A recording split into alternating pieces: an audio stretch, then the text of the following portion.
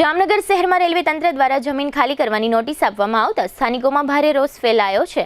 Railway વિભાગ દ્વારા Digjam circle નજીક હનુમાન ટેકરી તથા આસપાસની સોસાયટીઓને જમીન રેલવેની માલિકીની હોવાનું જણાવી 7 દિવસની અંદર જગ્યા ખાલી કરવાની નોટિસ પાઠવવામાં આવી છે। આ નોટિસના વિરોધમાં ગત રાત્રે મહિલાઓ સહિત સ્થાનિકો મોટી સંખ્યામાં એકત્રિત થયા હતા અને સૂત્રોચ્ચાર સાથે જિલ્લા કલેક્ટરના બંગલા તરફ કૂચ કરી હતી। જોકે પોલીસે સ્થિતિ નિયંત્રણમાં રાખવા લોકોને અટકાવી કલેક્ટર કચેરીએ રજૂઆત કરવા આવેલા લોકોને સમજાવ્યા બાદ ટોળું પરત ફર્યું હતું।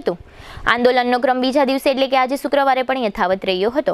આજે શુક્રવારે લાલ બંગલા સર્કલ નજીક ફરીથી સ્થાનિકો એકત્રિત થયા હતા। વોર્ડ નંબર 6 ના કોર્પોરેટર રાહુલ બોરીચાની આગેવાની હેઠળ મોટી સંખ્યામાં લોકો મહાનગરપાલિકા કચેરી ખાતે પહોંચ્યા હતા અને મ્યુનિસિપલ કમિશનર નીચે આવીને રજૂઆત સાંભળે તેવી માંગ સાથે સૂત્રોચ્ચાર કર્યા હતા।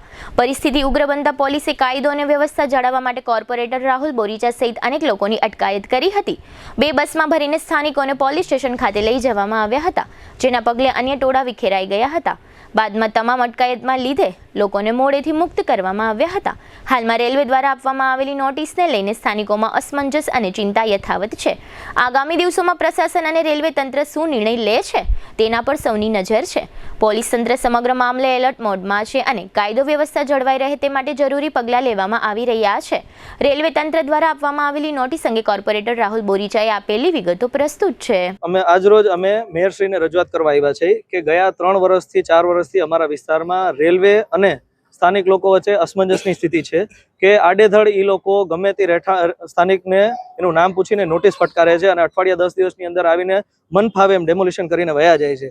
ઘણા બધા લોકોના તો અમે લોકોએ હાઈકોર્ટમાંથી સ્ટે ઓર્ડર લીધેલા છે, એ મકાનો પણ આ લોકોએ પાડી નાખ્યા છે અને 2021નો સુપ્રીમ કોર્ટનો ચુકાદો છે કે ભાઈ રેલવેની જગ્યામાં કોઈ જૂનો વસવાટ થયેલો હોય તો એ ભૂલ રેલવેની છે અને સ્થાનિક સ્વરાજ્યની છે કે એ લોકોએ ભેગા મળીને એ લોકોને વળતર આપવું, વૈકલ્પિક જગ્યા આપી અને તે પછી ડેમોલિશન કરવું।